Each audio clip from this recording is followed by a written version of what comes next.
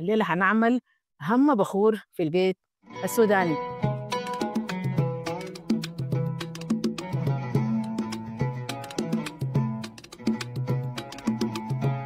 أهلين بناتي الحلوات، الليلة هنعمل أهم بخور في البيت السوداني.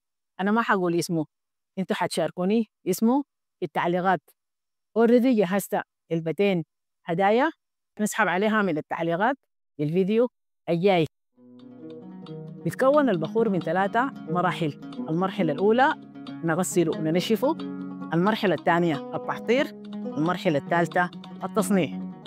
المرحلة الأولى انتوا عارفين غسلوه وتنشفوه كويس. المرحلة الثانية حوريكم كيف أقدر أعطره.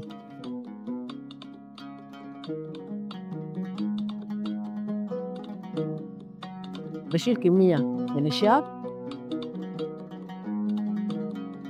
بضيف لها شوية من المحلب وشوية من القرنفل، ودي مجموعة من العطور السائلة بالإضافة لعطور زيتية عشان تعطي لي الخشب بتاع البخور.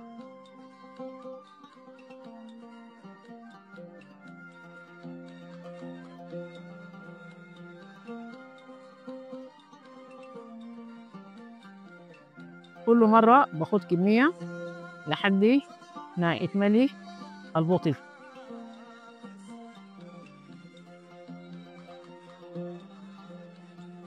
البخور ده مهم لتعطير البيت وبيديكي راحة نفسية ويخليكي تشعري بالسعادة.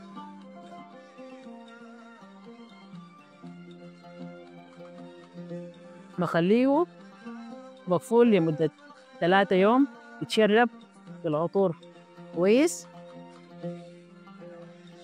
التمع داك أجي أفتحه عشان التصنيع.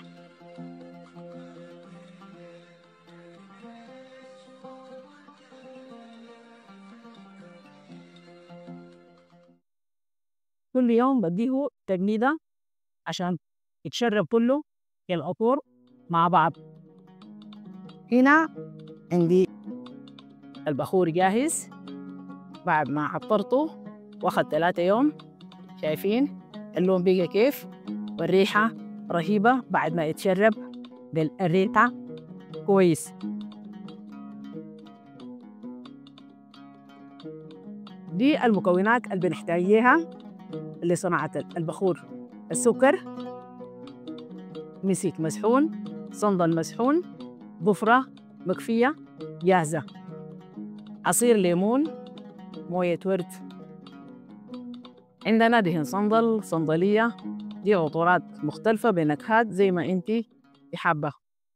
العطور الزيتية ما أي عطر زيتي بينفع لصناعة البخور، لأنه في عطور زيتية بتحرق ليكي البخور.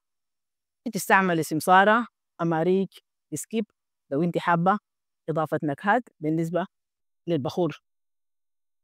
وأهم حاجة خلطتنا بتاعت المدير زي ما شايفين معتقة وجاهزة، ودي بتميز بخورنا. شايفيننا زيتها طالع من كثرة التعتيك وصناعة البخور.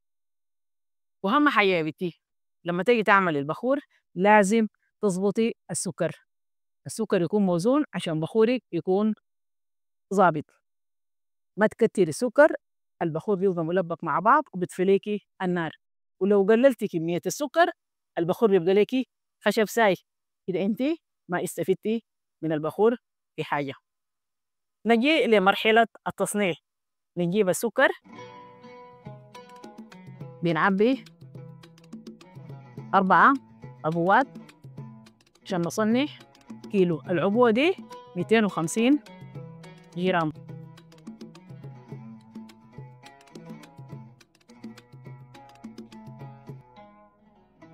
تاني حاجة بضيف عصير الليمون.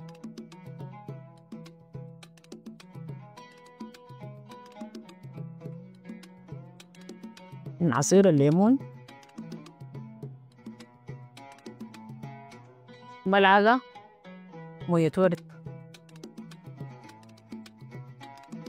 دي اختياري، لو انت ما حابة ممكن ما تضيفيها. وملعقة وما ملعقة. بالنسبة للملعقة دي عندي وود معاها كملت لصناعة البخور، رغم إني جبت واحدة جديدة لكن لسه متمسكة بيها. هنقلب السكر كويس،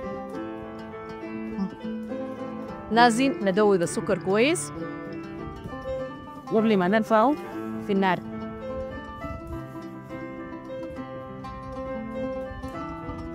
يلا كده خلاص هنرفعه على النار عشان يتكرمل. حطينا السكر يا بنات في النار عشان يتكرمل. هنستمر في التقليب لحد ما لونه يبقى ذهبي وقوامه يتقل.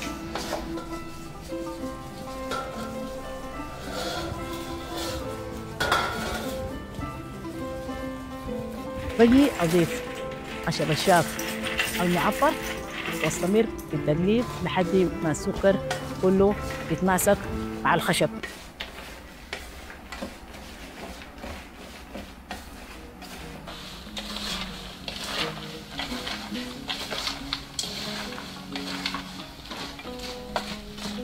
أضيف الصنبل المسحون آخر حاجة وأقلبه كله مع بعض كويس وبطفي النار.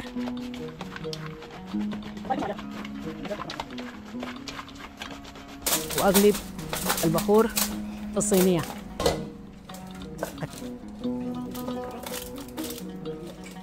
عشان أكمل باقي المكونات بجي أضيف المسك المسحون، الضفرة المكفية، وأستمر التقليب.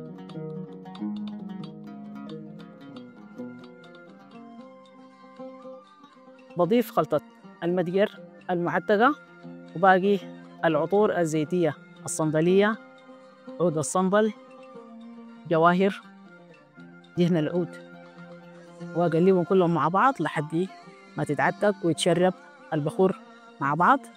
بجي أخده داخل البطل وبقفله كويس لحد ما ياخد كم يوم حتى يكون جاهز للاستعمال.